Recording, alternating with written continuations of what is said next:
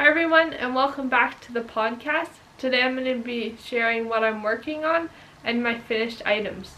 So let's get into it.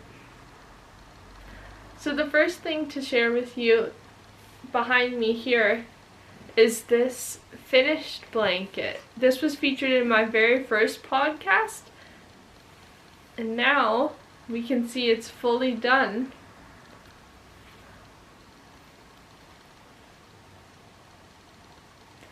And I used the colors for Easter. That's what inspired the stripe choices in this. So it starts off with this lovely green. I think all the yarn used here is a Stylecraft special acrylic DK, and I used a 4mm hook, and the pattern was just my own pattern. And it features the block stitch again. So if we can see here, so it's super easy, just back and forth, the 3 double crochet, and then it kind of links up. It's really nice if you use like alternating colors for striping effect. You can get really creative with the block stitch doing that. I didn't do that in this one, but it's definitely, I think maybe in the future I'll experiment with it. I saw someone on, I think it was Instagram or Pinterest, that did like a rainbow effect, so like red and then like alternated with like a white, and it just looked really cool. But this one was inspired for Easter, and so it starts off in the green, goes to like a pale rose, then we have this vibrant aqua color, then to I think it was duck egg blue, which is such a pretty name, then a purple, and then a cream, and then I just finished it off with this border. Just used the block stitch but worked into on each end I did a chain 3 and then worked the 3 double crochet into the border there, and it kind of is cool because with the contrasting color in different direction, but the border was so fast to do, like it took no time at all. And then I think in the corner I just did kind of an extra brick there, but this one I did not take notes while I made it, so I don't think I'll have a free pattern on my blog. But yeah, I basically just did the grit stitch and then I made the border, so there's not much to it. But yeah, I think that it measures about like 40 inches long by like 35 inches wide or so, so kind of a rectangular shape. I would have liked to make it a bit bigger, but I think for my next one, I like to keep my blankets around like 50 inches wide. I just find that the most usable, like on a couch, as like a actually like snuggly blanket rather than just a decorative blanket. But nonetheless, I gifted this to my mom and she loved it, so yeah, I'm pretty happy with it. And that was my first finished item to show you. And then the second item I have there on the stack, it is another grit stitch blanket, and this one is a free pattern on my blog. So let's look here. Ta-da! So you can see the lovely grit stitch, and this was for my dog Nancy, and she absolutely loves the snuggly texture. If you look, this stitch is a lot thicker, so it definitely is warm. And this blanket is a bit smaller. It's about like 35 inches or so. But like I said, I made it for Nancy, and she's like the size of like a corgi dog, so she's not too big. But yeah, no, this one is so fun to make. Like, I love how this stitch turns out. It looks like Annie's macaroni noodles, if anyone sees that resemblance, because I totally do. I think that it just looks so pretty. Like, it looks so elegant, but it's literally just single crochet and double crochet. So I finished it off with, I did a border around of the single crochet, and then I did a half double crochet just border edging. So super simple border, but it finishes it off I think, so nicely. And I always prefer doing simple borders personally. Sometimes it's fun to experiment with a thick border. I haven't really done that before, so maybe in my next pattern I'll give it a try. But yeah, so this one is Gorgeous Grit. Like, look at that, like, flow, it's so cool. But this is free pattern on my blog, pleasantcrochet.ca, and it's just under free crochet patterns. You can see like the size I did and the instructions for the border and the stitch on how to do it. So yeah, I hope that you enjoy that, and I would love to see what you guys make. And I had another version that I made a while ago when I first released the pattern. It's kind of like a purple and white. It's in the bottom of that stack, so I won't get it right now. But if you go to my Instagram or the blog post, I have a image of me holding it up so that you can see. But yeah, so I have 2 finished blankets, which is exciting because having a finished blanket is the most satisfying thing. And now on to my current projects. So this one, I'm actually remaking one of my patterns that is use the scallop stitch. And it's a variation of the scallop stitch called close scallop, I think, or close, but it's basically a shell stitch, but a mixture with a scallop stitch also. So we can see here it gives this kind of texture. I really hope that these are going like in and out of focus nicely, because if not, that'll be disappointing. But anyways, so this, I've just done this first color, and then now I'm on to white, and then the next color will be this purple. And this is the Loops and Thread by Michaels, and this was the Snuggly Wuggly. Here we can see just the information there. So it's similar to the Stylecraft DK, but I don't know if they make the Snuggly Wugglies anymore, because when I've been, they seem to have like they have a delicate DK that is quite similar to this, but I haven't seen this one anymore. So I'm using up the last of the colors in this blanket. And yeah, and then I have a darker purple that I think that I'll add on next, but I'm not totally sure. Maybe a mint blue, because I have that left also. But it's a lovely yarn, so I'm kind of disappointed that they're not making it. Maybe I'm wrong, hopefully. But yeah, this one's slightly larger. It's about 45 inches wide, I think. And then I'm gonna add, I think, 3 more colors. So like a total of 6 colors. Maybe 5, depending on how I'm liking the shaping going as I work through it. But I think and then I'll just keep the same border that I used in the pattern on, this is another free pattern I'm just following that's on my blog, Pleasant Crochet. It's I think Snuggly Scallops, so I'm just following that pattern that I had wrote, and then just gonna do that same border because I really loved how it turned out, and this stitch was just so fun that I had to make another one of these blankets. It's like, it's kind of has a delicate feel, but then the drape is quite nice, and it's like when you bunch it up, it becomes really like plush and squishy, which is always fun with blankets.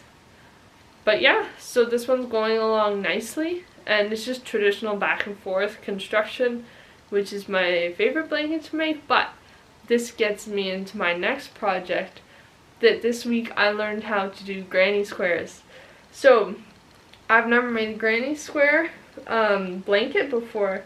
I made granny squares, but not learn how to do the join as you go.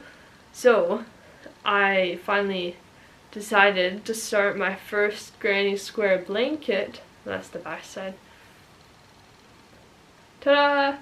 So we're making like actually decent progress. These are actually pretty fast. Like, it's coming along pretty fast. It was a bit of the learning curve joining the ones up and down are easy, but then learning how to do that one inside was a bit of a challenge at first, but now that I understand it, it's actually like so easy. You're literally just slip stitching into the gaps, and then that saves you all the seaming, which I really love.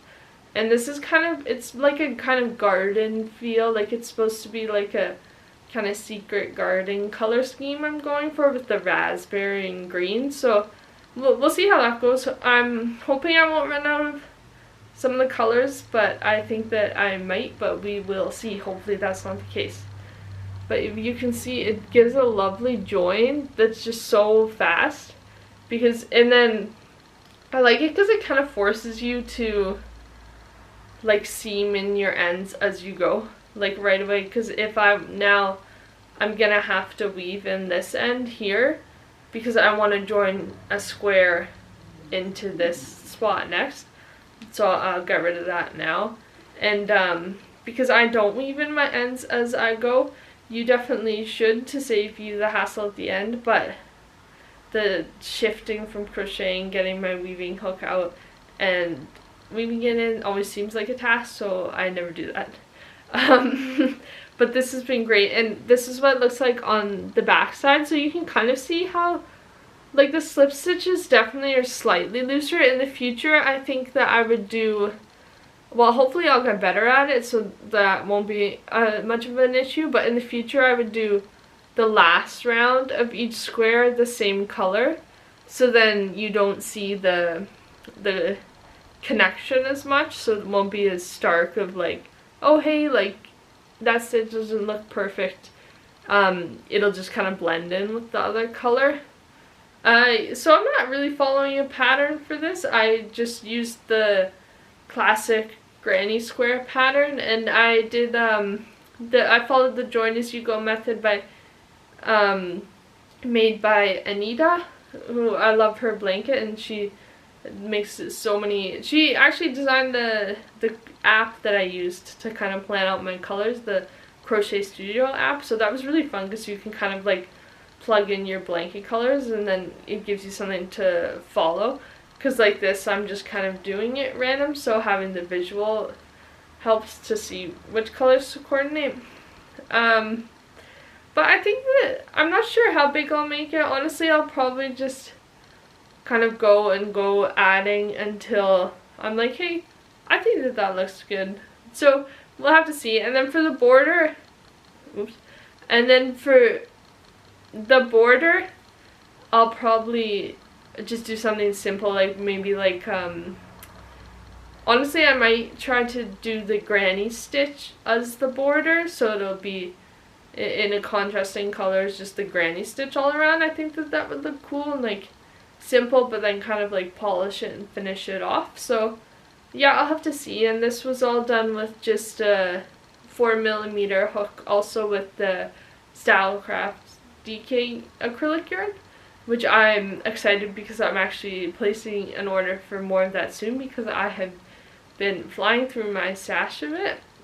So it's time to get some new colors, and I have lots of blanket projects and my own patterns coming up for this summer, because the summer is the best time to work on the blankets, I think, because I love to take my projects outside. And actually I love to sew my own project bags too. So this is the granny square blanket, you can see, and it's just with this kind of gold fabric, and then I got this it's butterflies that look kind of like gem-like.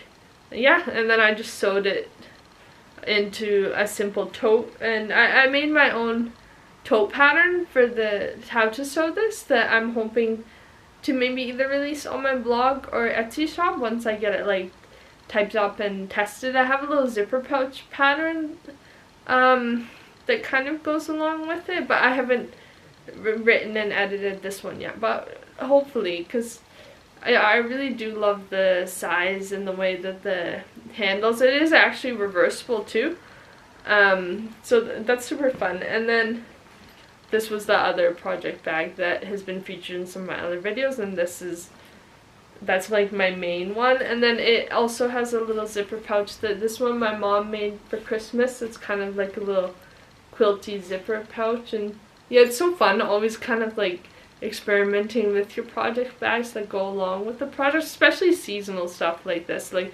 it's really fun at Christmas using like a Christmas tote, and then you kind of go out and about with it, and it's themed for the season, which I think is so fun.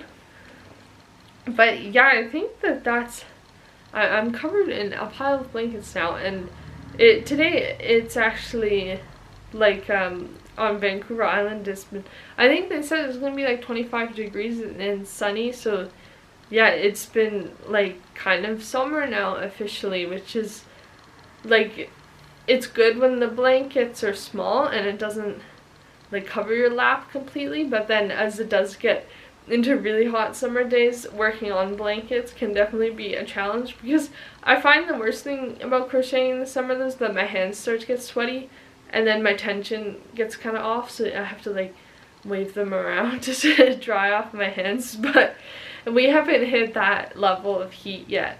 But you can see Nancy's pretty hot here. Let's see her.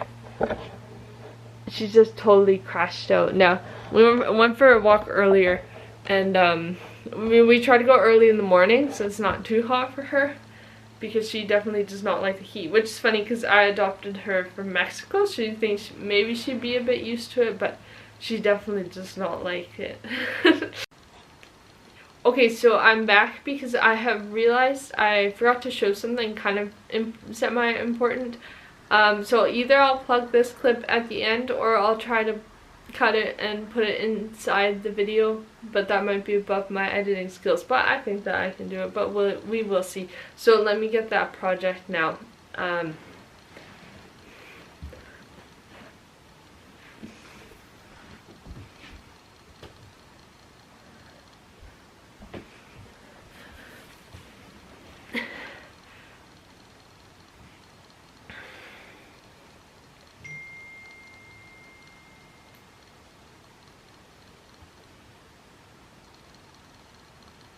Okay, so I'm back now with it, and it is a little bunny. So this pattern is shared on my Etsy shop. So I made these little guys for Easter. We can see here they have little, hopefully this focusing. No. Okay, maybe now. Hey, there we go. Okay, and he has little removable pants, and this is an amigurumi pattern. This is how I started out crocheting, actually. I learned how to do amigurumi, and so you can see here, there's a little buddy. But yeah, it's a super beginner friendly pattern, and like I said, I designed, and it's all like tested and ready to go, and you can easily I made mine in like a day, so it's super easy weekend project depending on how much time you have. And I just think they turn out so cute, and so they're the perfect little gifts, or either like toys for kids or just gifts for yourself. I just have them all on my shelf, and yeah, I'm excited to make more of these little guys. Maybe I'll make them like a little mini carrot or something.